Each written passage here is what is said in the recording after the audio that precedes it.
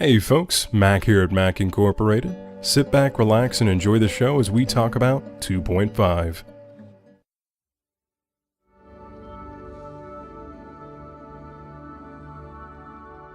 Mac Incorporated.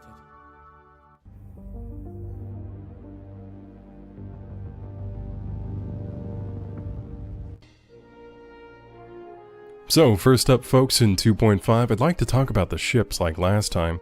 We have ourselves the Argo Astronautics, Argo. And I gotta say folks, it's definitely a pretty ship. It's not like anything I've seen before in Star Citizen per se, but it's definitely something I enjoy. Aesthetically speaking, I like it. And it serves a really good purpose in fleshing out the universe and just being a really cool ship in general. Unfortunately, it's extremely parasitic. Maybe not unfortunately, but it certainly makes sense as to why. If it had a quantum jump drive, if it had a jump drive, well, it might beat the old Aurora over there. Not to mention the fact, though, it doesn't have any guns, so really at the end of the day, this ship is meant for the larger capital ships, and maybe going from planet side to space station. All over, though, I really do think it's a beautiful ship. And if it's something that interests you, maybe you have a larger ship that can take it, go ahead and get it. It's definitely worth a buy, or at least a look. The interiors and the exteriors are definitely very sharp, up to the standard that I think Star Citizen on a whole really wants to go towards. Not only does it have a cargo variant, it's also got a transport variant too. Not only can you take goods places, you can also take people. The transport variant can sit about 8 people and maybe even more if you're willing to pack them all in there. But the interesting thing about the Argo Transport is that the transport pod is really an escape pod, and that the Argo is designed to be able to hook into escape pods, maybe feed more life support in there to keep everybody in there alive. It's a really interesting design choice, and I think it's really smart. Escape pods just don't pick themselves up. There needs to be something that can go and do it. And I think in general, the Argo is okay for this sort of thing. It makes sense from a utilitarian standpoint. If you're on a larger hospital ship, and you need someone to go grab an escape pod nearby, the Argo's definitely the one to do it. Now there are a couple of search and rescue ideas going around that I'm not entirely sure on, and I don't know the exact design perspective for CIG behind search and rescue scenarios, but I am curious to know if the Argo is going to be the only ship that can really grab an escape pod of that size. If so, the Argo doesn't have any quantum jumping capabilities, which might be a bad thing. Sure, you can pick up an escape pod, but how are you going to get out of there? And if you're clearly just a parasitic ship, then you have to be attached to a capital ship of some kind. That means the capital ship has to go wherever those people are. It may or may not work from a design perspective. I can't possibly be sure because I really don't know what they're planning. But I can say this, I think the Argo cargo variant and transport variant are at least great looking, and do serve a really good purpose of fleshing out the universe, and maybe even possibly helping with the search and rescue aspect that a lot of people have been curious about and haven't gotten too much information on. So furthermore, I'd like to point out that the Argo does have a couple other variants. Specifically, I understand that it's supposed to have a repair variant. It's not nearly as amazing as the Crucible, mind you, but you know, the idea was that maybe they could have some sort of basic mechanics workbench in the back of a Argo cargo and maybe a repair arm of some kind. You know, it's definitely not going to be the thing that repairs everything perfectly brilliantly like a Crucible is supposed to, but I certainly like the idea of kind of working out of the back of my pickup truck, quote unquote, on another ship. So that's something I'm definitely looking forward to, and I really hope they implement onto the Argo.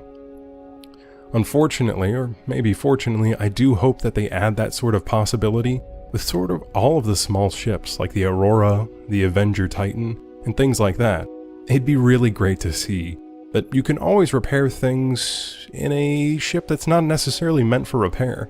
And to be frank, I really hope they do that with all ships. That ships can be retrofitted to do certain things. Maybe they're not the best at it, but they can still do it. That's at least what I'm hoping for. For those of you with larger ships, I can't recommend enough grabbing an Argo. It could definitely come in handy if you've got the hangar space for it. For those of you with maybe not so larger ships, it is a questionable purchase. It can only really go from planet side to space station, inside a capital ship. You might be able to hitch rides on capital ships and things like that with your Argo, but truth be told, it really is meant for people with capital ships. That being said, it does flesh out the universe very, very well, I think. It helps give NPCs a ship that makes sense for them to own, particularly since it's going to be cheap, and it helps them do whatever job that they're probably going to be doing.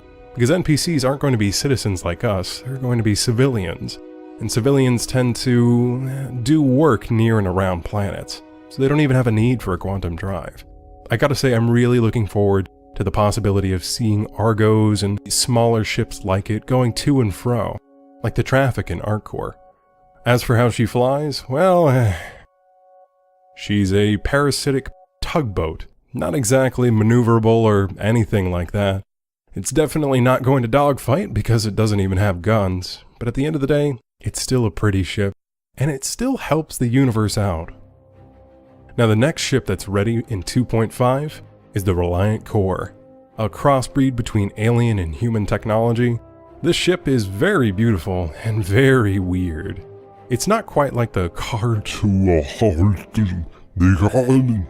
It's not like that other alien ship that I can't pronounce.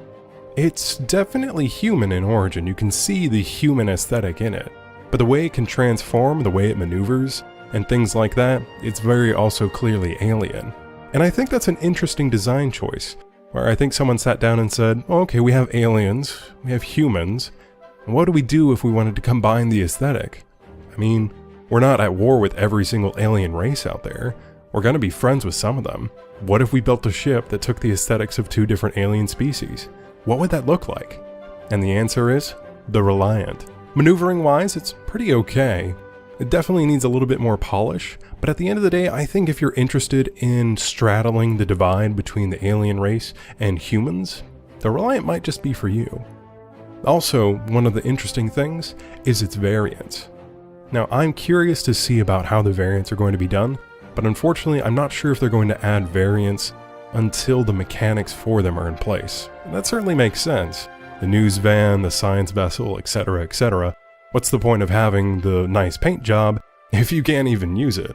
So, it makes sense why they may not push the variants out until the mechanics are ready. Now I'm just waiting like a crazy person for the mechanics. Anybody else looking for repair? Oh, I know I am. So, overall, Reliant is pretty cool. Give it a try if you can. Go onto the server and ask if someone can spawn it. Next up in 2.5 is Grimhex. Now I'm not going to show you every nook and cranny because that really defeats the purpose behind exploring for yourself.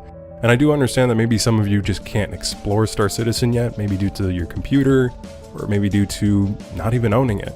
But I can say this, if Grimhex is to the level of what the developers want all of their space stations to be at, Star Citizen in general, it's really going to be beautiful, folks. Every aspect behind Grimhex feels like it's thought out, but yet somehow looks natural and makes sense. Portions of Grimhex don't have atmosphere and don't have gravity. You can really feel the grungy nature behind Grimhex. I gotta say, I like it a lot. I like it a hell of a lot more than I like Port Olisar. And truth be told, I may not be an outlaw, and in fact I do view myself more as a paladin. But I'd probably go to Grimhex a hell of a lot more than Port Olisar. That being said, folks, you've gotta be careful. Grimhex is not safe. Inside some of its interiors, there is an armistice zone where you can't pull out your gun, but outside of that, including airlocks, it's not safe. Go to Grimhex at your own risk, and be prepared to fight your way in and out. One of the more interesting things about Grimhex 2 is the fact that it has items that Port Olisar doesn't, to kind of encourage people to go back and forth. Fastest way to get to Grimhex? Commit a crime, see it on your map, head off to it. Next up also is 2.5's new landing. It's interesting, it's a little weird, and I think they're going to keep working at it because it doesn't feel quite right. But basically it's a bit more augmented reality, where a landing pad will light up, you hold down a button and you land. Unfortunately, the landing gear button forces you into precision mode, which may or may not please some people. In fact, I've seen quite a few posts asking for it to be optional, and I agree. Options are our best friend here in Star Citizen. Now to talk about what's going to happen in the future of Star Citizen. So first up is 2.6, which is going to include Star Marine, something I am extremely excited for. I'm definitely a more ground combat person than flight simulator kind of guy, as those of you can attest to my flying skills. And although I'm definitely going to practice to get decent at it, my interests really do lie within stuff that happens on the ground and in space stations. I really do think that it's going to be an interesting part of the game, and I can't wait to see how they balance out the importance of being in a starship and the importance of being on the ground. Hopefully they do it well, but we won't know for sure, and we're actually not going to know in 2.6, since 2.6 really is just Star Marine, basically Arena Commander on foot. I'm hoping to see new animations, both in the PU and in Star Marine, and I can't wait to see how they continue to flesh and balance Star Marine out. As for the things that we saw at Gamescom, I'm not going to go ahead and put any of that Gamescom footage in my video. If you haven't seen it, go see Gamescom. It is beautiful.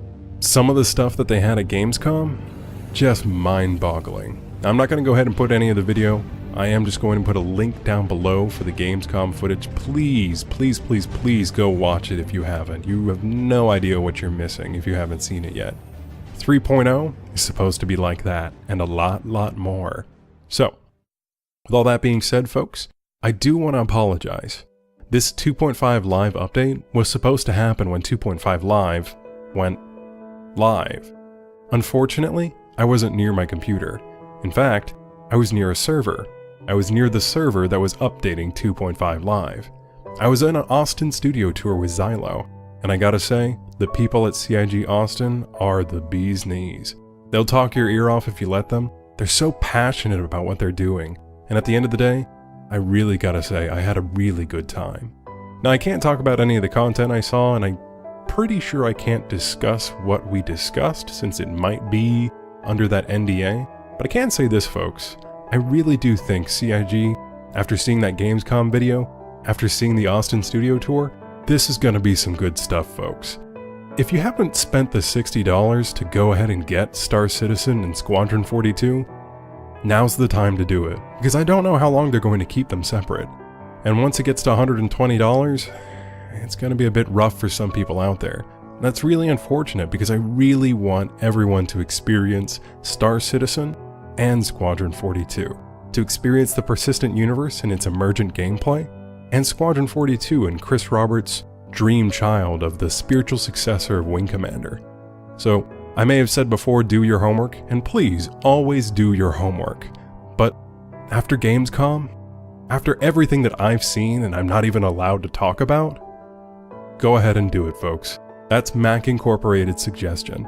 Go ahead and set $60 aside, slowly save up if you have to. If you've got the computer for it, go ahead and take the plunge. I think it's gonna definitely be worth it. All that being said, folks, I don't have a question of the day for the end of the video, but I do have a thank you for watching. Like, comment, subscribe, and most importantly, folks, I can't stress this enough. Y'all have a good night.